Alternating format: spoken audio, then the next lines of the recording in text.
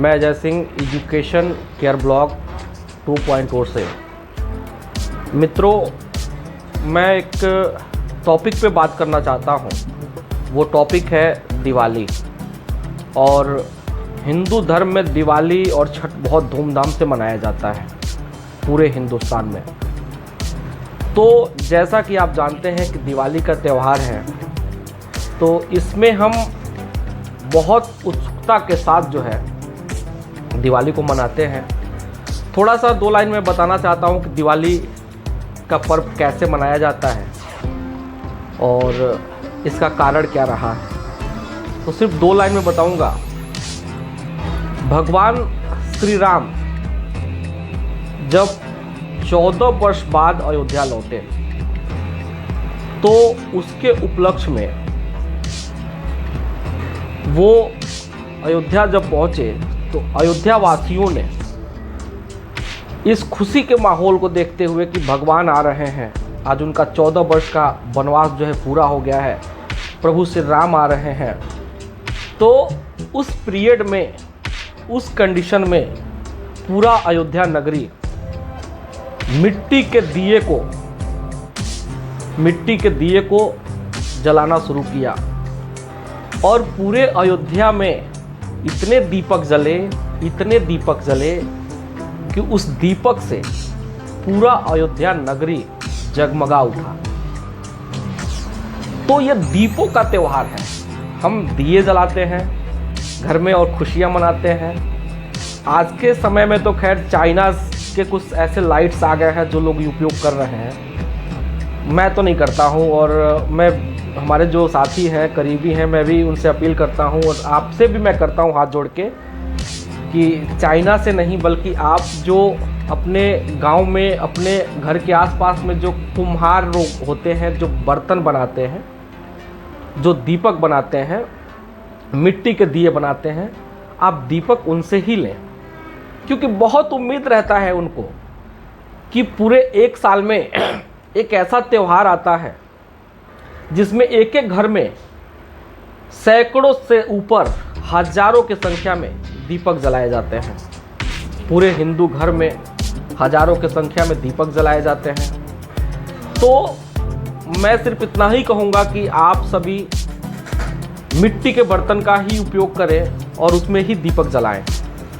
China का जो light है उसका बहुत बड़ा महत्व नहीं है, जो हमारे प्राचीन समय से आ रहा है, जहाँ हमने देखा नहीं है, इतिहास में सुना है कि भगवान श्री राम जब आए तो मिट्टी का ही दिया जलाया गया। तो क्यों न हम इस बार भी भगवान श्री राम को अपने घर बुलाएं और मिट्टी का दिया ही जलाएं। दोस्तों, सबसे बड़ी बात एक और है।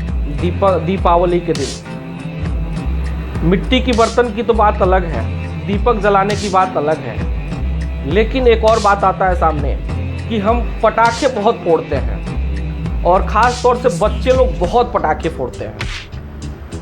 तो इसमें कुछ सावधानियां भी होनी चाहिए, और सावधानियां के साथ साथ घर के जो जिम्मेदार लोग हैं, कुछ चीज़ों का ध्यान उन्हें भी रखना चाहिए। आज के समय में पूरा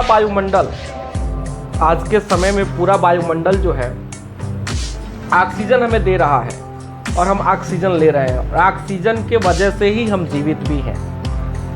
तो जो हम पटाखे फोड़ते हैं, अधिक मात्रा में पटाखे खरीद के लाते हैं दुकानों से, जिसका कोई महत्व नहीं है, और पटाखे हम फोड़ना शुरू करते हैं घर पे, गांव में, वहाँ से जितने धुएं निकलते हैं वो कहीं न कहीं वायुमंडल में जाता है और हमें ही उस धुएं का शिकार होना पड़ता है।